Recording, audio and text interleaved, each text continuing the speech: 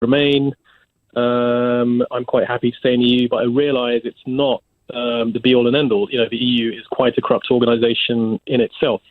The fact that they're not letting us leave on a reasonable basis with at least some level of compromise, they say, well, it's either our way or no way. Well, no, they said the four freedoms are indivisible, but they said that before the referendum result. They just haven't changed.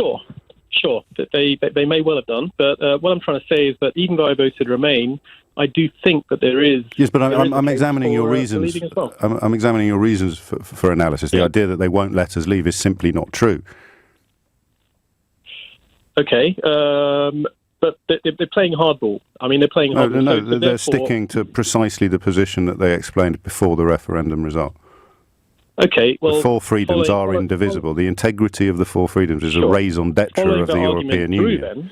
Yes. Following the argument through, if you join a club and you wish, and you're not 100% happy with some aspects of it, you'd much rather remain in the club, but you say to them, look, I'd much rather remain, but this particular aspect, can we look at this aspect? Yes, well, we did, didn't we? We're not in the single currency or Schengen. No, but if the club is saying, no way, we're not even going to countenance, going to consider that. So what are you talking about, Raj? What do you think would have been filed under things they could have changed? Then I would say we will have no other option except.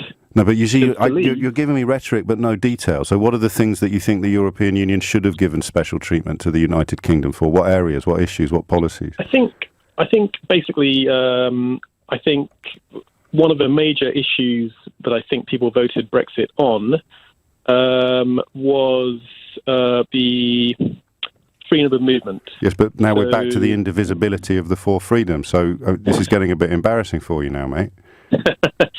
Well, I mean, I am personally in favour of freedom of movement, but that's my point. Is that I do. Yes, but you've come on the radio and you've said they won't let us leave, and they should have given us something back then. And I've said the indivisibility of the four freedoms is absolutely non-negotiable. Always has been, always will be. So okay. I mean, you're arguing against reality now, mate. Yeah, no, you're absolutely right. But can I just say that?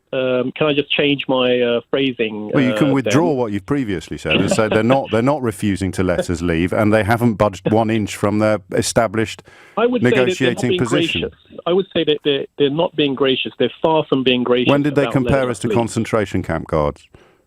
Okay, or was that Boris Johnson talking about them? James.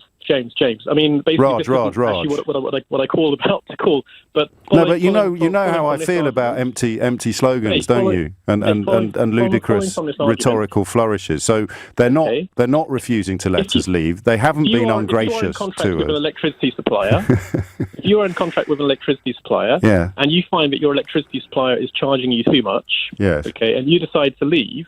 And you say, look, I'm sorry, electricity supplier, I'm going to leave. I'm going to, my family, I want to stay, but my family has said I've got to leave. Yes. And the electricity supplier says, well, they're very ungracious about you leaving. But you've used that word ungracious again. Well, but I'm sorry, but you have been ungracious. How? Give me an example. They haven't entered into any talks with us. They've negotiated with us for over 2 years and got 27 separate countries to agree. On that same basis, if my family wants to leave the electricity supply, but I'm quite happy to stay. No, stop that. But I want the examples of a lack of grace. Example. If I explain it to the electricity supplier and the electricity supplier awful, say, Raj. look, I'm not going to talk to you, Raj. Okay, but if the electricity, they spoke to you for 2.5 years, Raj, and they got 26 other electricity companies to agree. If the electricity supplier say, hang on a minute, this is Raj, awful, Raj. No, hang on a minute, Raj. Yes. We will at least listen to the concerns of your family. We understand that for over 2 years. We'll at least listen to the concerns of your family. For over 2 years. For over 2 years.